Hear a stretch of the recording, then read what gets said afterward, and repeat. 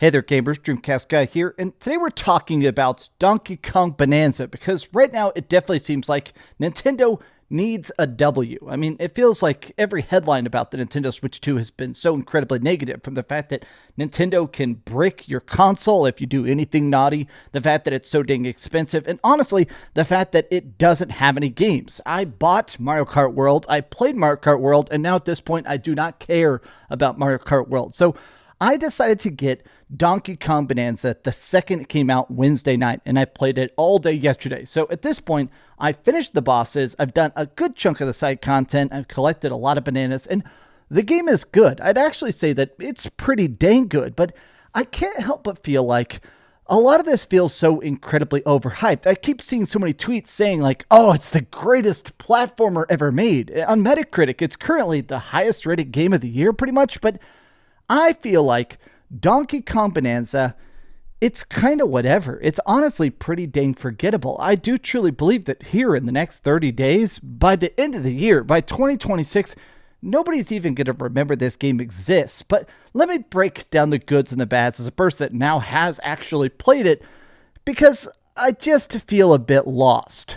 Hi, hope you're having a great day. If you could, please, it would mean a lot, give this video a like. Let's see if we can get this to 3,000 likes. And also, subscribe if you haven't already. Now, Donkey Kong Bananza is a Nintendo Switch exclusive, despite the fact that it doesn't really look like a Switch 2 game. It only plays on the Nintendo Switch 2. But when you're playing it, the big new element of it is that everything is so incredibly destructible. You're playing as Donkey Kong, of course, and he's got a little friend, Pauline, from the other Mario games and stuff like that. And this is made by the Mario Odyssey team.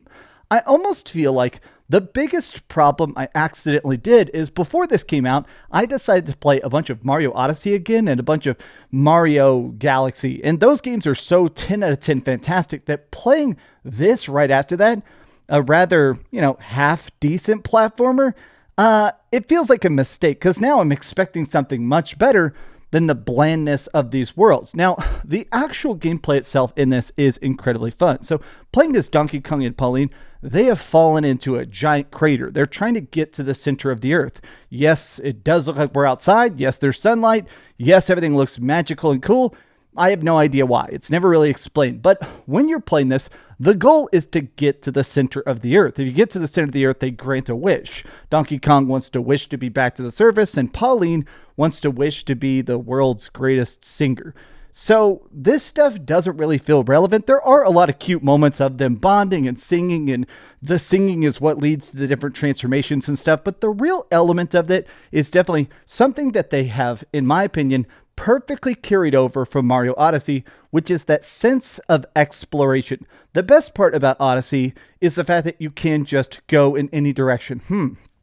I see a hill over there. I'm going to climb it. I'm going to figure out how to go into bird form and glide and jump over here. Or I'm going to try and glitch outside this area and see something behind this thing. There's always some interesting hidden reward. And I like the fact that it is cool that because this game is fully destructible, 99% of everything in this entire game can be broken. You can smash, you can dig. There are boundaries to the map, so you can't completely go off the charts. But it is interesting that you can dig down and find treasure chests or optional dungeons, little challenge rooms and stuff like that. And it's really nice when you really do feel that sense of, hey, wow, I feel like I am the first person to ever see this. And that's a sense that Odyssey did really well. I'm impressed about how well that carries over to this.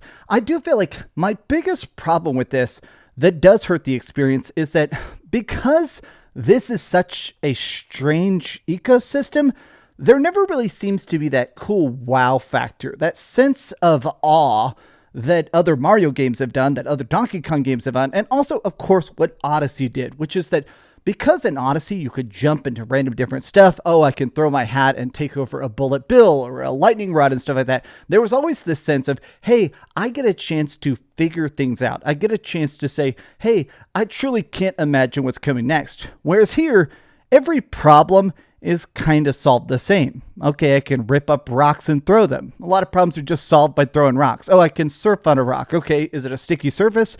I need to do that.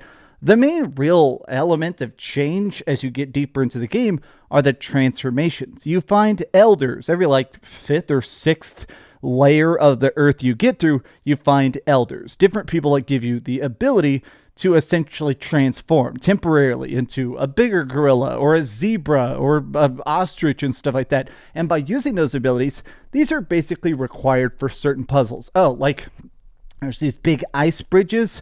I don't know why, but zebras are immune to ice bridges. So you have to get that form in order to climb the ice bridges and find certain bananas and progress the story, right? Oh, you're underground, you're deep underground, and there's lava all over the place. Well, thankfully, elephant trunks are immune to lava. So now you got to get the elephant form, and now you can eat the lava and progress.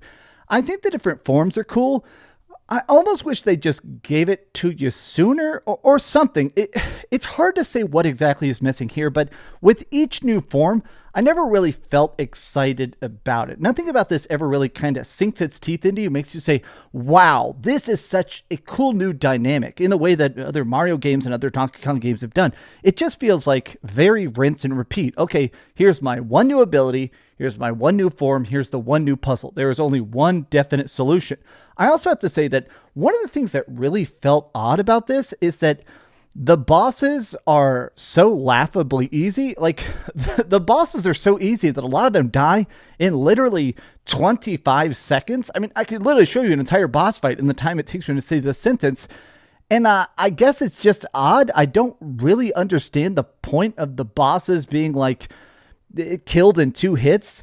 I think what kind of felt weird about this game to me is that with a lot of Nintendo games, there's this interesting, easy to understand, tough to master. It's something they do incredibly well, right? Is, hey, here's the baseline. Here's the stuff that's super approachable, but the challenge levels, the bosses, there's something extra that goes, oh, wow, this is the hard part. This is the part that's extra fun. But with this, everything in this game is just a joke. I mean, this is baby's first platformer. It is so ridiculously, boringly easy for the entire game start to finish.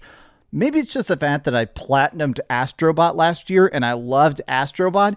Astrobot has easy missions, but it also has very, very hard missions. It's got challenge modes and optional stuff. Doing everything, every single star, every single Astrobot level felt so fun that going into a game like this, it almost feels like the developers are afraid to actually make you try, and I don't really get it.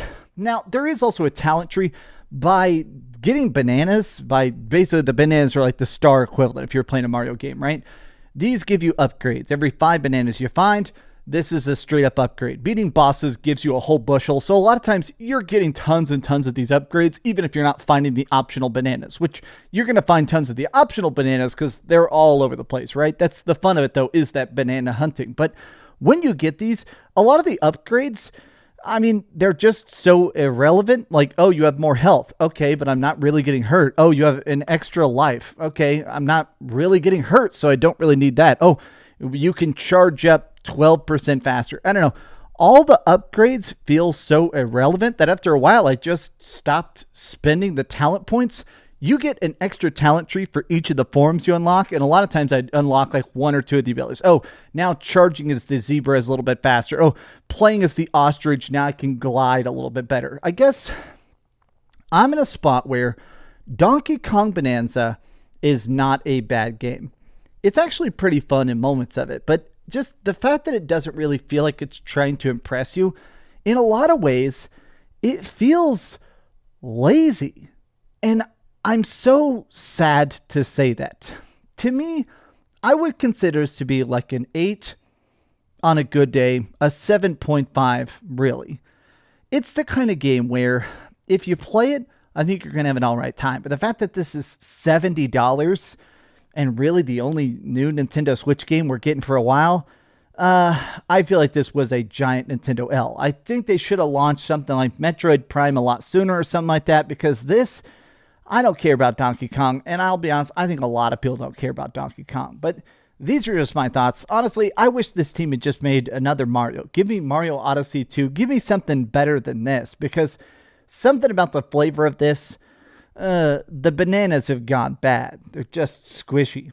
How do you feel about it, though? How do you feel about Donkey Kong Bonanza, and is it as good as you hoped? Tell me your thoughts in the comments down below, and if you disagree, that's fine. My motto in life is, if you're enjoying a game more than I am, you win. I want people to love every game, and if I hate it, that's fine. My hate does not taint your enjoyment. Love you guys very much.